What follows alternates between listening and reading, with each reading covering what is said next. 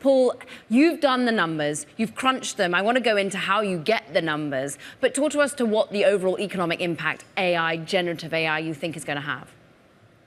Yeah, well, I come to you here from Las Vegas and CES, which you were just talking about, where AI is the theme here. And as you said, our role in this is we help companies deploy technology solutions, and generative AI clearly is the hot ticket right now. 95% of executives tell us they're going to increase the spending on technology as they go into 2024.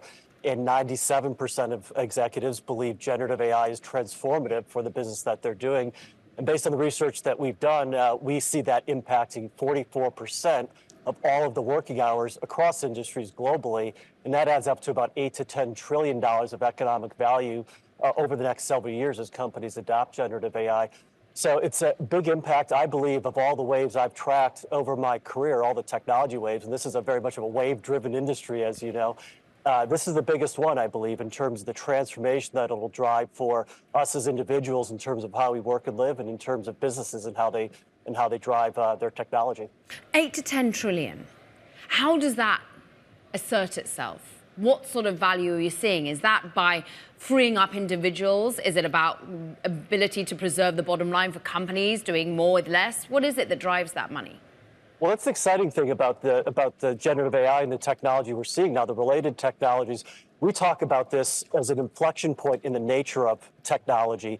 Technology's been kind of the nuts and bolts and the plumbing. You know, the cloud and PCs and such has been about the infrastructure. Generative AI is about human capability. It's about looking in the mirror and seeing technology that does things kind of like what we do, and that's why it's so transformative. So yes, it's about productivity, as you said. We believe it does drive tremendous productivity. For example, in a large telecommunications organization, we applied generative AI in customer service, drove 30% productivity and 60% increase in customer satisfaction as a result. So it's about productivity and the outcomes as well. But the interesting thing about generative AI is also it can drive creativity and new ways of doing things. We're using it in our digital agency business that we call Accenture Song to create new advertising campaigns, more creative, more personalized than what you could have done before. And one final, really unexpected maybe benefit of generative AI is the benefit for the individual. We did an implementation for our sales organization at Accenture, a pilot of generative AI and how we sell. And one of the interesting findings was, yes, it produced better results. Yes, it produced better productivity, but it also increased people's satisfaction and their feeling of balance in the work they were doing, because it took away some of the tasks they didn't want to do. So there's a lot in this, and it's the early stages, but a lot for us to understand as we look toward how we're going to drive that big value. And so that sort of goes counterweight to some of the anxiety, I think, that have been across many an industry group, but I also think consultants and lawyers, about what it really means about white-collar jobs in the future. Paul, do you think that will erode jobs?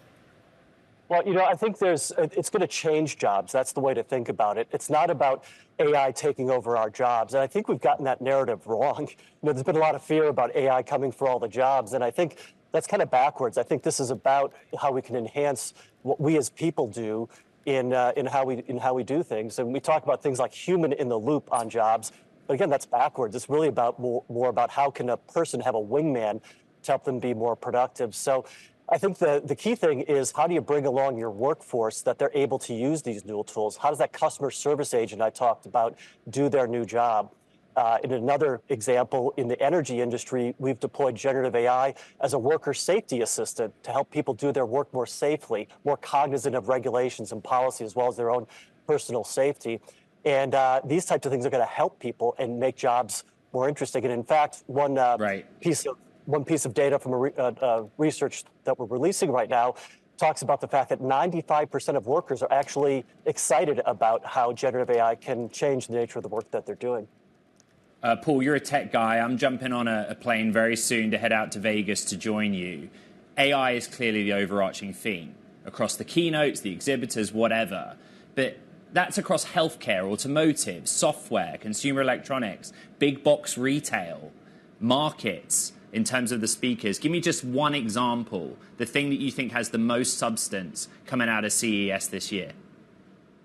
Well, I think the thing that's really exciting is I think this shift from a year of experimentation and education around AI to moving into 2024 as the year when companies look to drive value at scale with it. That's why you see the senior executives from Walmart, from Best Buy, from Siemens and other companies, from Accenture and other companies talking here. And it's about that shift to value and driving the value.